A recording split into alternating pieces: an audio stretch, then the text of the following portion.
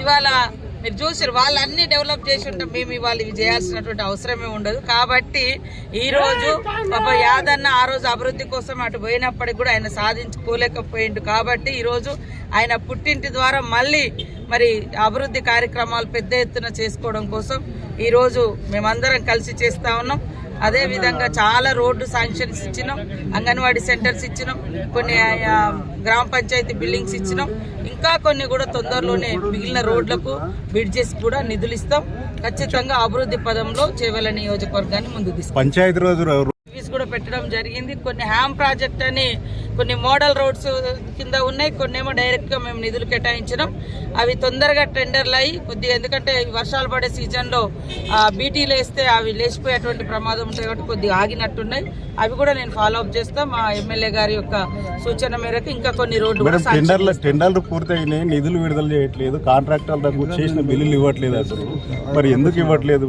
రాష్ట్ర ప్రభుత్వం తెలుసు, కొంత ఆర్థిక ఇబ్బందులు ఉన్న విషయం తెలుసు. ఒక దిక్కు సంక్షేమం, ఒక దిక్కు అభివృద్ధి, ఈ రెండింటిని జోడెద్దులాగా నిర్వహించాల్సిన బాధ్యత ఉంది. కాబట్టి కొంత డిలే అయినా కూడా తప్పకుండా వాళ్ళ నిధులు వాళ్ళకి ఇస్తున్నాం. కొన్ని శాంక్షన్స్ ఇస్తున్నాం, కొన్ని నిధులు విడుదల చేస్తున్నాం. ఇంకా ఎవరైనా కాంట్రాక్టర్లు ఉంటే కూడా వాళ్ళే కూడా మేము పైన ఫైనాన్స్ మినిస్టర్ తోటి మాట్లాడి ఇప్పిస్తాం. పనులు కూడా తొందరలోనే కంప్లీట్ చేస్తాం.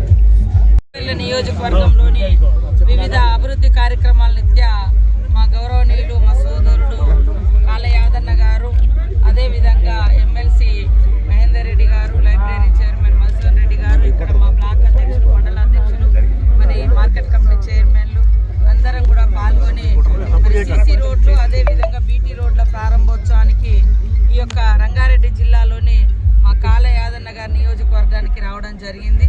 అదే కాకుండా వికారాబాద్ జిల్లాలో కూడా చేవెళ్ల నియోజకవర్గానికి సంబంధించినటువంటి నవాపేటలో అంగన్వాడీ బిల్డింగ్స్, అదేవిధంగా నవాపేట మండల్లో మరి అంగన్వాడీ బిల్డింగ్స్, గ్రామ పంచాయతీ బిల్డింగ్లు, హెల్త్ సెంటర్స్, అవన్నీ కూడా ఈరోజు చేయడం జరుగుతుంది.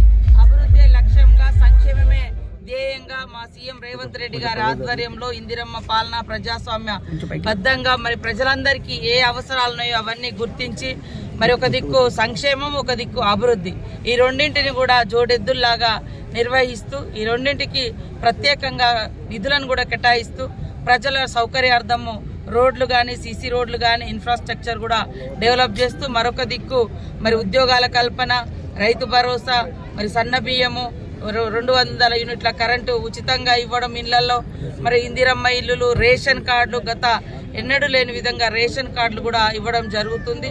సో ప్రజల సంక్షేమంగా లక్ష్యంగా ఈరోజు ఈ యొక్క కార్యక్రమాన్ని దృష్టిలో పెట్టుకొని ఇక్కడికి రావడం జరిగింది.